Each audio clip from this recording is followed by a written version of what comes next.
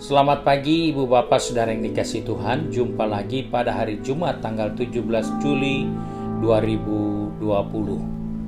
Puji Tuhan, pagi ini saya ajak kita menemukan 2 Timotius pasal 3 ayat pertama mulai hingga ayat yang ke-9. Perikopnya keadaan manusia pada akhir zaman. Ketahuilah bahwa pada hari-hari terakhir akan datang masa yang sukar. Manusia akan mencintai dirinya sendiri dan menjadi hamba uang. Mereka akan membual dan menyombongkan diri. Mereka akan menjadi pemfitnah. Mereka akan berontak terhadap orang tua dan tidak tahu berterima kasih. Tidak memperdulikan agama. Tidak tahu mengasihi. Tidak mau berdamai. Suka menjelekkan orang. Tidak dapat mengekang diri. Garang, tidak suka yang baik, suka mengkhianat, tidak berpikir panjang, berlagak tahu, lebih menuruti hawa nafsu daripada menuruti Allah. Secara lahiriah, mereka menjalankan ibadah mereka, tetapi pada hakikatnya mereka memungkiri kekuatannya.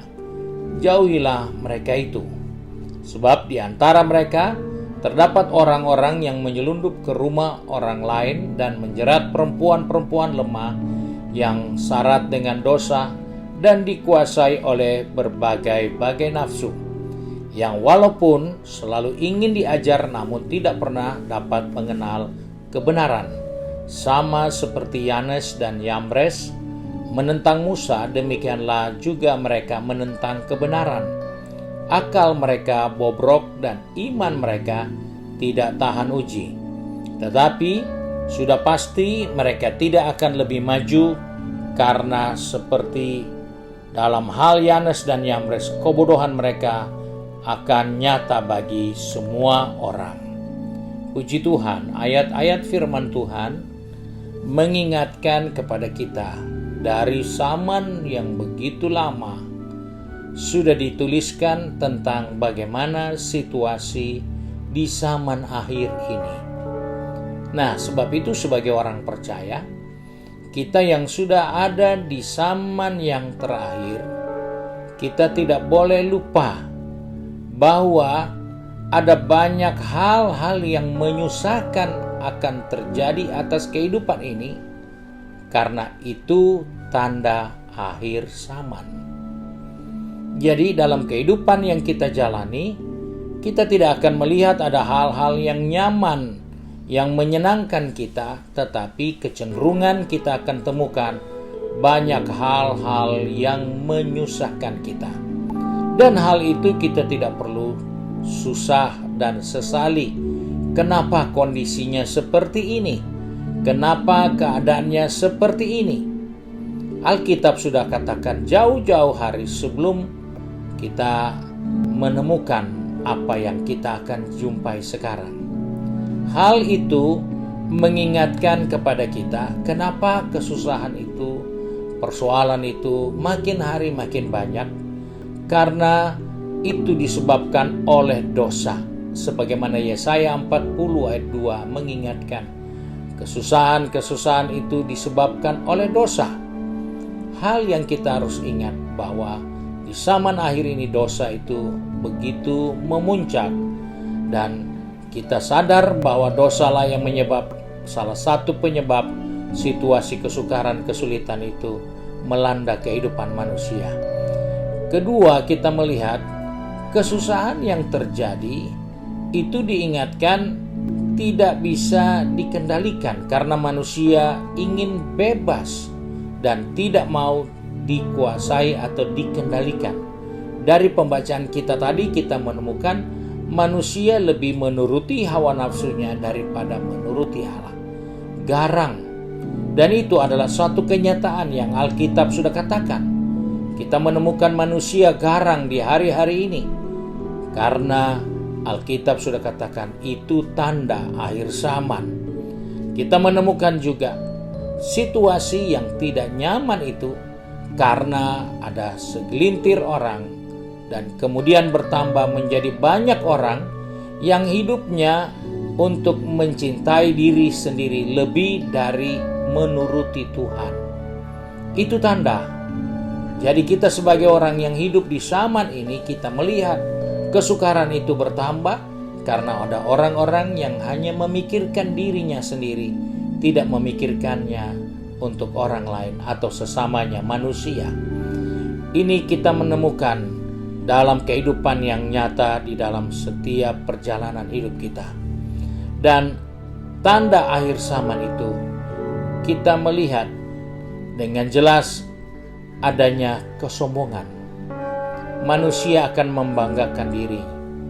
Manusia akan memutuskan hubungan sesamanya. Manusia tidak bergairah lagi kepada hal-hal yang rohani.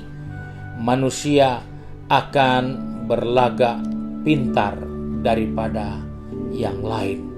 Dan ini tanda-tanda akhir zaman. Sebab itu kita bersyukur bahwa Alkitab sudah memberikan panduan untuk kita bahwa inilah yang akan terjadi. Dengan gaya hidup seperti inilah, maka kita tidak akan kehilangan akal dan kita tidak akan kehilangan pengharapan ketika kita menemukan hal-hal seperti itu di lingkup hidup kita. Karena kita pun tidak akan bisa merubah. Doa kita pun tidak akan bisa merubah keadaan di zaman akhir ini. Kita hanya bisa berdoa untuk diri kita supaya kita kuat. Kita berdoa untuk keluarga kita supaya mereka juga kuat. Dan itulah sebabnya kita perlu melihat di dalam kebenaran firman Allah. Ciri-cirinya manusia lebih cenderung hidup dengan dosanya. Manusia ingin hidup dengan kebebasannya tanpa terkendali. Manusia akan mencintai dirinya lebih daripada mencintai Tuhan. Manusia akan memutuskan hubungan silaturahmi satu dengan yang lain dan akan memperbesar keinginan-keinginan yang jahat dalam dirinya. Sebab itu mari, pagi ini saya ajak kita tundukkan kepala kita satu di dalam doa. Kembali kami datang kepada Bapa di surga dengan mengucap syukur karena kami menemukan betapa besar kasih-Mu bagi kami, sehingga Engkau mengingatkan kepada kami bahwa di akhir zaman akan ada masa yang sukar. Sebelum itu terjadi, Engkau sudah ingatkan kami. Sebab itu Bapa, kembali kami menyadari keadaan itu, kami serahkan seluruh kehidupan kami. Pegang tangan kami, atur langkah kaki kami sepanjang hari ini, supaya kami tidak terpengaruh dengan cara hidup atau gaya hidup manusia akhir zaman yang lebih mementingkan dosa daripada mementingkan Tuhan, yang lebih menuruti keinginan dagingnya daripada taat kepada perintah Tuhan, yang meragak tahu lebih memperjuangkan kepentingan-kepentingan pribadi dan mengabaikan kepentingan bersama. Sebab itu Bapa, tolong kami yang akan ada di tempat pekerjaan kami, yang akan ada di tempat studi kami, yang ada di tempat perdagangan yang akan dikerjakan, maupun yang tetap tinggal di rumah, kami serahkan dalam tangan-Mu. Karena kami akan berhadapan dengan banyak hal yang kami perlu waspadai, supaya kami tidak terbabit di dalamnya, sehingga kami pun turut melakukan perbuatan-perbuatan manusia di akhir zaman ini. Sebab itu kami serahkan seluruh kehidupan kami, roh, jiwa, tubuh ini ke dalam tangan Tuhan. Biarlah penyertaan dan pertolongan Tuhan menjadi bagian kami, sehingga kami terhindar dari kebiasaan-kebiasaan yang buruk yang dilakukan pada akhir zaman ini. Terima kasih Bapa untuk kebenaran firman-Mu dan berkat-Mu yang Kau sediakan bagi kami sepanjang hari ini, dan kami mulaikan hari ini dengan bersyukur di dalam nama Tuhan Yesus Kristus Juru Selamat kami, majikan kami yang baik dan setia. Haleluya.